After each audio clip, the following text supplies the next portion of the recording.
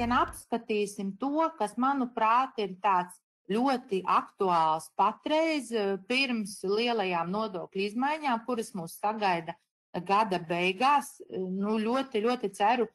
ka paredzētās nodokļu pārmaiņas valdība apstiprinās pietiekami ātri, lai nevis 28. decembrī, bet jau varbūt pat izcili būtu novembrī mums būtu iespēja iepazīties, kāda tad būs šī jaunā iedzīvotāja ienākuma nodokļa redakcija, jo grāmatvedība, tāpat kā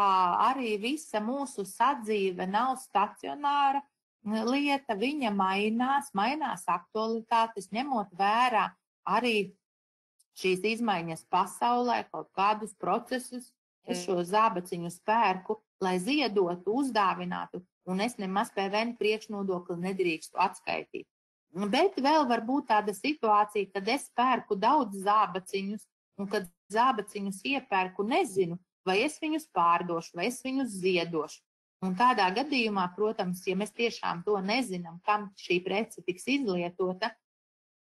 tādā gadījumā, protams, es drīkstu atskaitīt visu PVN priekšnodokli iegādes brīdī, bet tajā brīdī, kad ir skaidrs, kur šī prece nonāks, tad daļa tiks izmantota darījumiem, kas ir ārpus PVN likuma, tātad nav šie PVN apliekamie darījumi. Šeit ir, protams, minēts tajā skaitā, tātad tie ir piemēri, ko mēs iekļaujam pakalpojumu pašizmaksā, respektīvi ar šo punktu mums būtu jāvar saprast, kas no būvniecības tāmes būtu apliekams ar PVN kā īpašais gadījums būvniecības pakalpojums vai vispārīgā kārtībā, jo, diemžēl, būvniecības tāmes un darījumu ķēde ir šī pati preču kustība, bet jau sarežģītāka, kur piedalās vairāki vienā pārvadājumu